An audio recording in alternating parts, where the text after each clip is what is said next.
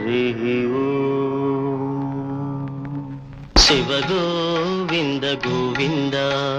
హరి గోవింద గోవింద ఉత్పాతములు ఎన్నో ఉత్పత్తిల్లేను తోక చుక్కలు ఎన్నో పుట్టుకొచ్చేను అంతు పొంతు లేని ఆపదల దేశము అల్లకల్లోలమైపోయేను శివ గోవింద గోవింద